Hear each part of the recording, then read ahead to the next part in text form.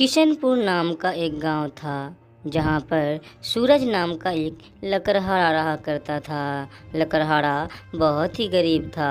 वो अपने गांव के बगल में जाकर सूखी लकड़ियां बीनकर लाता था और उसे अपने बाजार में ले जाकर बेचकर अपना पेट पालता था। सूरज के जो गांव के बगल में जंगल था वहां पर पूरी लकड़ियां खत्म हो गए थे, जिसके कारण सूरज बहुत ही दिनों से भूखा था। इसी तरह सूरज का जिंदगी चलता था। कई दिन बीत गया। उसके बाद उसकी पत्नी सूरज से एक बात बोलती है। अरे जी, ऐसे कैसे चल सकता है? अगर हम और कुछ दिन भूखा रहे तो हम मर जाएंगे।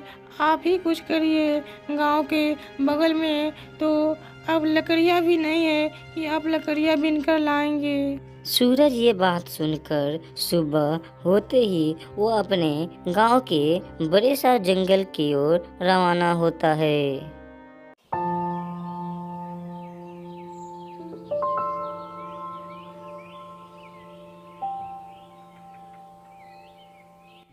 इसी तरह चलते चलते वह एक बड़ा सा जंगल के अंदर आ जाता है। सूरज अपने आसपास की ओर देखता है तो देखता है सभी जगह हरी हरी लकड़ियां है।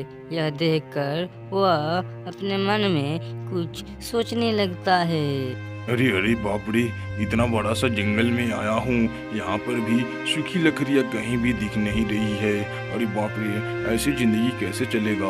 यहाँ पर जहाँ भी देखो वहाँ पर हरी ही लकड़ियाँ दिख रही है। अरे बाप रे, क्या करूँ?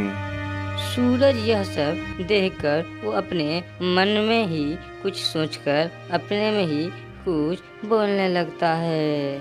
उसके आसपास में भी कोई भी सूखी लकड़ियां नहीं थी। वो अपने में बहुत ही गुस्सा होकर अपने में ही कुछ सोचने लगता है। अरे इतना दूर आया और यहाँ पर सूखी लकड़ियाँ नहीं दिख रही है।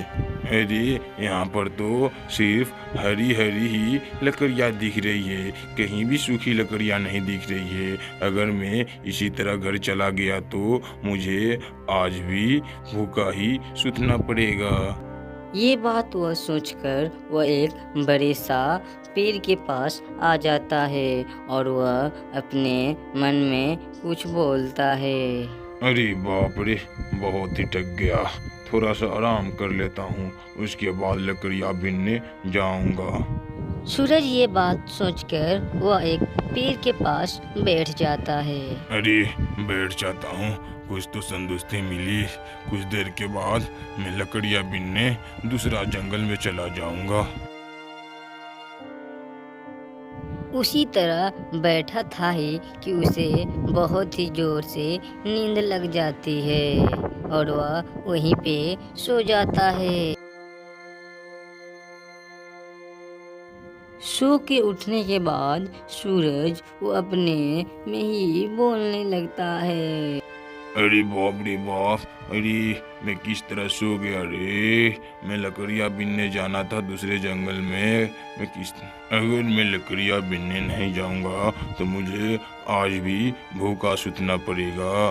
सूरज यह सब बात सोचकर वो अपने गांव के बहुत ही बड़ा सा जंगल की ओर लकड़ियाँ बीनने की ओर चलने लगता है।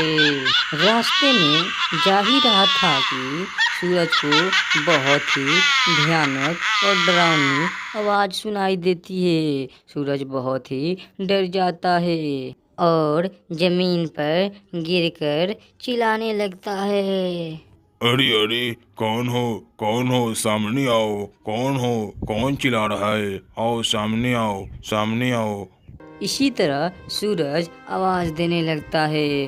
कुछ देर के बाद सूरज दौड़ता हुआ उस बड़े सा जंगल की ओर से भागने लगता है।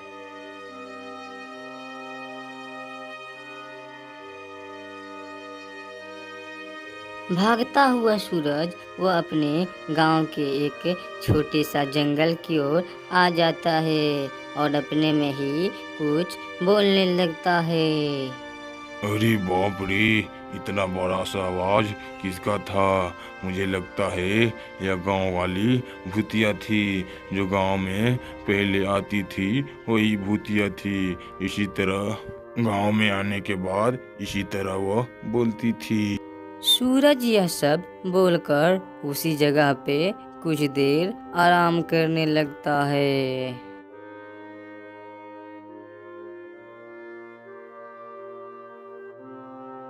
सूरज उसी जगह पर खड़ा था ही कि उस पत्थर से एक साधु बाबा निकलते हैं।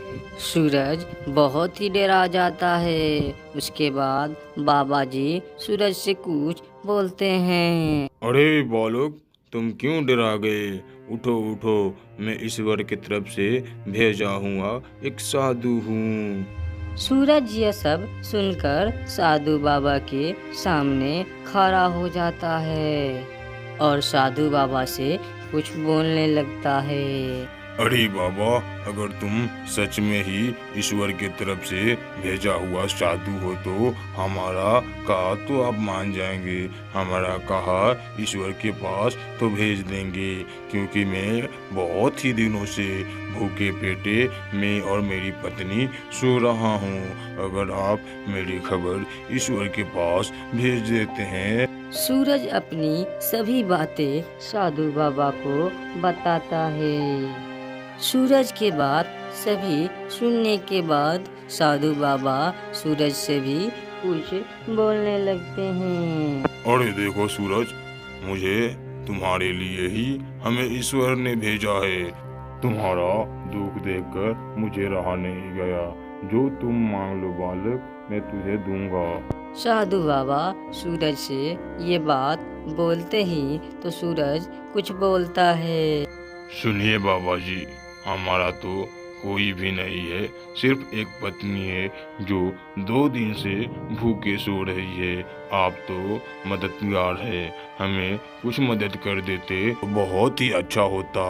बाबा जी, आप हमें एक जादुई लकड़ी दे देते, जिससे मैं जो चीज मांगूं वो ला कर दे दे। इसी तरह सूरज बाबा जी से अपने दुख और तकलीफ बताता है। सूरज का दुख देखकर बाबा जी भी एक जादुई लकड़ी सूरज को पकड़ा देते हैं। सूरज वह जादुई लकड़ी लेकर वो अपने घर की ओर चल देता है।